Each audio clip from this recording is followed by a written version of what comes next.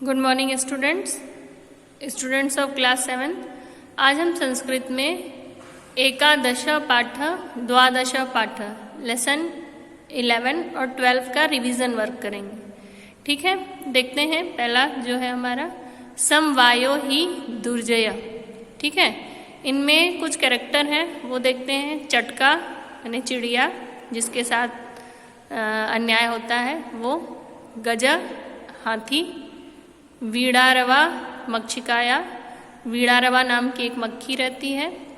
मेघनाद मंडुक, मंडुक एक रहता है मेढक जिसका नाम क्या रहता है मेघनाद। और काष्ठकुट कटफोड़वा नाम का एक पक्षी। ठीक है, और पेज नंबर आप खोलेंगे अपनी बुक में 62। ठीक है, 3 भाग में हमने बांटा है इसको संकेत में, जैसा कि मैंने क्लास में पढ़ाया था वैसे ही। पूरा एकस्मिन से लेके विलपसी, चटका अवदत्त से लेके नैवेद्यताम और मेघनाद से लेकर मृत च। ठीक है, आप सबसे पहले अपनी बुक से अच्छे से शब्दार्थ पढ़ेंगे, उसके बाद आएंगे हम लोग लेसन पे। ठीक है, देखिए अपनी बुक में पहला पैराग्राफ। पूरा एकस्मिन वृक्षे एका चटका प्रतिवसति स्म। यहाँ से लेकर हम लोग पढ़ेंगे भद्रे किमर्थम विलपसी इति। ठीक है, देखिए यहाँ पर क्या है अपनी बुक में। प्राचीन काल में एक पेड़ पर एक चिड़िया रहती थी। समय के अनुसार उसकी संतान हुई, अर्थात चिड़िया ने अंडे दिए। किसी मदमस्त हाथी ने, मतलब घमंडी हाथी ने, उस वृक्ष के नीचे आकर उस पेड़ की शाखा को क्या किया, तोड़ दिया। ठीक है, और शाखा टूटने के कारण चिड़िया का जो घोंसला था वो भी क्या हुआ, जमीन पर आकर गिर गया। और जमीन पर आकर गिरने से चिड़िया के जो अंडे थे वो क्या हो गए, नष्ट हो गए, जिससे वह चिड़िया विलाप करने लगी, अर्थात रोने लगी, अपने कष्ट को व्यक्त करने लगी रो रो कर। उसका विलाप सुनकर, उसके रोने की आवाज सुनकर, उसके कष्ट को सुनकर कटफोड़वा नाम का, काष्ठकुट नामना कटफोड़वा नाम का एक पक्षी उससे उसके दुखी होने का कारण पूछता है। हे प्रिय चिड़िया, क्यों विलाप कर रही हो या क्यों रो रही हो ऐसा। भद्रे किमर्थम विलपसी, कि तुम प्रिय चिड़िया क्यों रो रही हो। अगला पैराग्राफ है चटका अवदत्त नैवेद्यताम। अपनी बुक में देखिए, चटका चिड़िया बोलती है, एक दुष्ट हाथी ने उसकी संतान को क्या कर दिया, नष्ट कर दिया। एक दुष्ट हाथी द्वारा उसकी संतान अर्थात अंडों को नष्ट कर दिया गया। उस हाथी को मारकर मम दुखम अपसरेत, मेरा दुख क्या होगा, दूर होगा। तब कटफोड़वा पक्षी जो था उसे, अर्थात किसको, चिड़िया को, जिसके अंडे नष्ट हो गए थे, उसको वीड़ारवा नाम की एक मक्खी के पास ले जाता है। उन दोनों की बात सुनकर मक्खी बोली, ठीक है, जो मक्खी थी वो बोली, मेरा भी एक मित्र, क्या नाम है उसका, मेघनाद नाम का मेढक है। ठीक है, जो मक्खी थी वीड़ारवा नाम की, वह बोलती है कि मेरा एक मित्र है मेढक जिसका नाम मेघनाद है, उसके पास जाकर जो उचित होगा वो हम करेंगे। ठीक है, तब तो उन दोनों ने मक्खी के साथ जाकर मेघनाद के सामने सारी बात कही। सर्ववृत्तांतम नैवेद्यताम, सारी जो घटना थी, जो हुआ, उन्होंने जाकर उस मेघनाद नाम के मेढक को बताया। अगला संकेत है मेघनादा अवदत् यथा हम कथ्यामि तथा कुरुतम। यहाँ से लेके जहाँ पर पाठ आपका खत्म हुआ है, ठीक है, यहाँ पर समवायो ही दुर्जय, यहाँ तक का है, छोटा लेसन है। मेघनाद बोला, मैं जैसा कहता हूँ यथाहम कथयामि, यथाहम कथयामि तथा कुरुतम, जैसा मैं कहता हूँ वैसा ही कीजिए। हे मक्खी, सबसे पहले तुम दोपहर में उस हाथी के कान में शब्द करो। जैसे मक्खी कैसी आवाज करती है, भिनभिनाने की आवाज करती है, वैसी आवाज जाकर उसके कान में करो, जिससे वह हाथी दोनों आंख बंद करके खड़ा हो जाएगा। तब काष्ठकूट, काष्ठकूट कौन है, वही कठफोड़वा, अपने चोंच से उसके दोनों आंखों को क्या कर देगा, स्फोटयिष्यति, फोड़ देगा। ठीक है, इस प्रकार वह हाथी क्या हो जाएगा, अंधा हो जाएगा।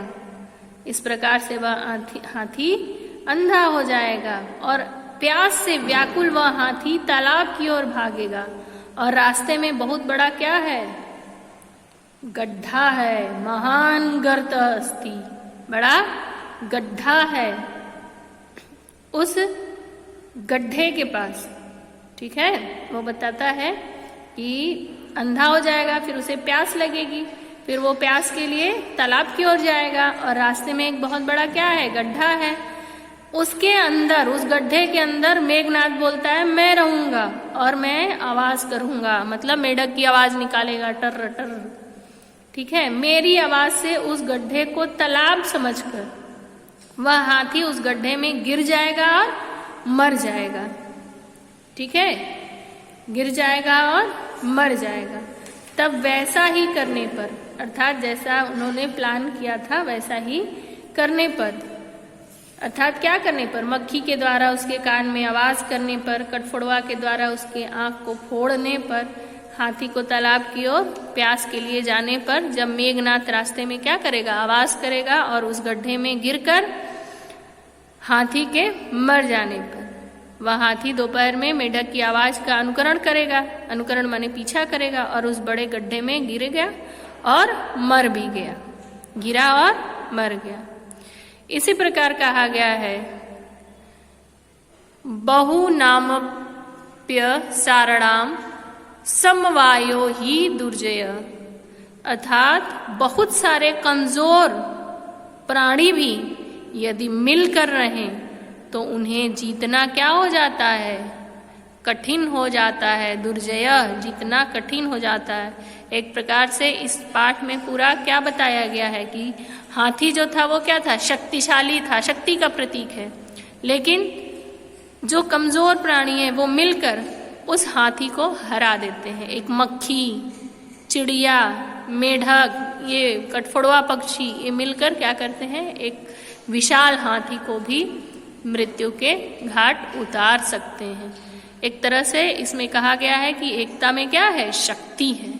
ठीक है, आगे देखते हैं अगला पाठ, विद्याधनम।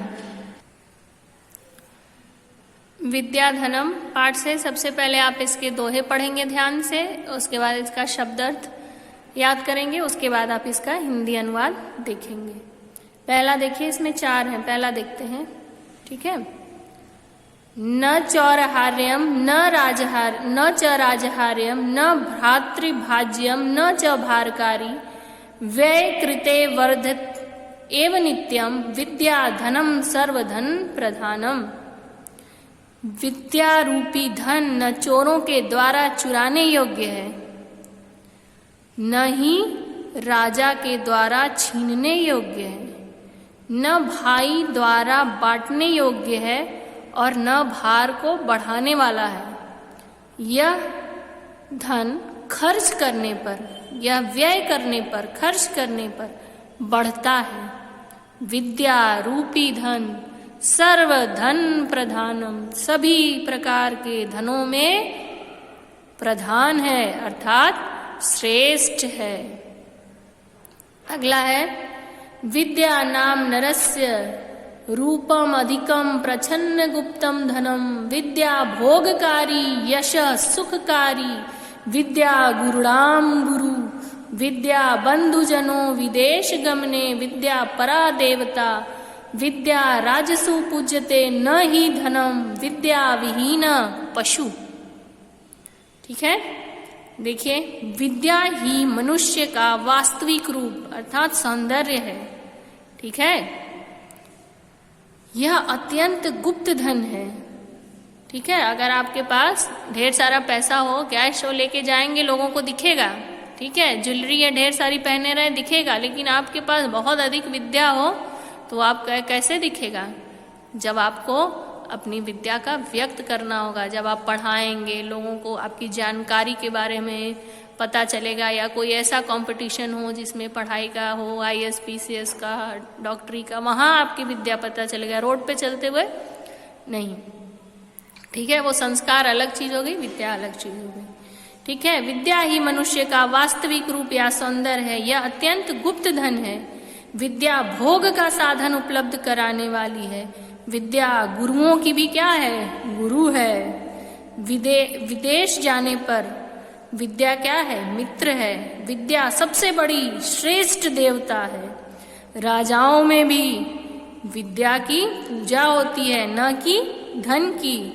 विद्या विहीन पशु, और जिसके पास विद्या नहीं होती है वह मनुष्य किसके समान है? पशु के समान है। ठीक है, अगला देखते हैं।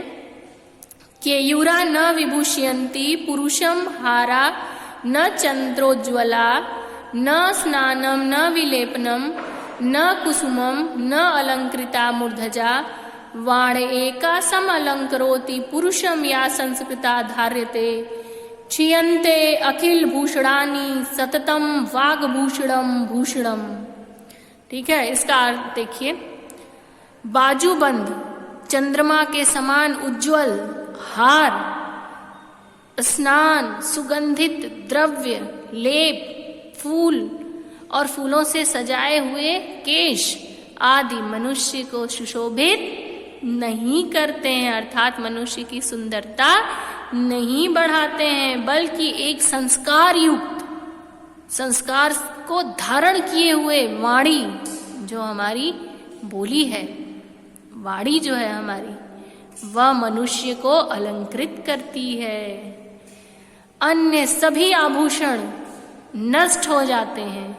ठीक है, परंतु वाणी रूपी आभूषण कभी भी नष्ट नहीं होती। लोग याद करते हैं कि अरे वो बहुत मीठा बोलता है, अरे बहुत, कितना भी हो जाए वो अपने संयम को नहीं खोता या गलत शब्दों का प्रयोग नहीं करता, वह बहुत धैर्यवान है। लोग ऐसे याद करते हैं। ठीक है, गहना है, पैसा है, ये नष्ट हो सकता है। आज अमीर है, कल गरीब हो सकते हैं, गहने हैं, खो सकते हैं, लेकिन जो हमारी संस्कार युक्त वाणी है, ठीक है, वह कभी, ऐसे आभूषण कभी नष्ट नहीं होते। अंतिम दोहा है इस पाठ का, देखते हैं। विद्या नाम नरस्य कीर्तिर्तुला भाग्य अक्षय च आश्रय धेनु काम दुग्धा रतिश्च विरहे नेत्रम तृतीयम च सा सत्कारयतनम कुलस्य महिमा रत्नैर्विना भूषणम तस्मादन्य मुपेक्षेय सर्व विषयम विद्याधिकारम कुरु तस्मादन्यमुपेक्ष्य सर्व विषयम विद्याधिकारम कुरु। इसका अर्थ देखते हैं हम लोग। विद्या की अपार कीर्ति, अच्छा, विद्या मनुष्य की अपार कीर्ति अर्थात प्रसिद्धि है।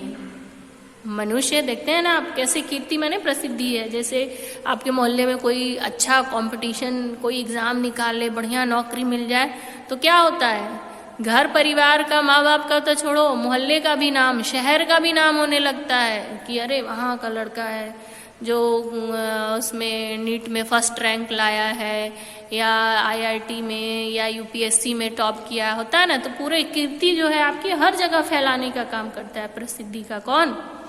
विद्या। ठीक है, भाग्य के क्षय होने पर अर्थात कठिन परिस्थिति में सहारा है कौन? विद्या। विद्या सभी इच्छा पूरी करने वाली कामधेनु के समान है, वियोग में प्रेम के समान है, यह मनुष्य की तीसरी नेत्र के समान है। विद्या सम्मान दिलाने वाली है, दिलाती है ना विद्या सम्मान। यह हमारे कुल की महिमा है। यह ऐसा आभूषण है जिसमें रत्न नहीं जड़े होते हैं, इसलिए यह अन्य सभी विषयों को छोड़कर विद्या पर अधिकार कीजिए, अर्थात विद्या का अर्जन कीजिए, विद्या को और लीजिए, ग्रहण कीजिए। ठीक है, आपके पास नोट्स होंगे, वहाँ से पढ़ लीजिएगा, शब्दार्थ पढ़िएगा, श्लोक याद करिएगा, चैप्टर पढ़िएगा, हिंदी अनुवाद देखिएगा, अभ्यास कार्य देखिएगा, शब्द और धातु रूप पिछले हफ्ते पढ़ाया गया उसको एक बार फिर से दोहरा लीजिएगा। आज की कक्षा हम यहीं पर समाप्त करते हैं। धन्यवाद।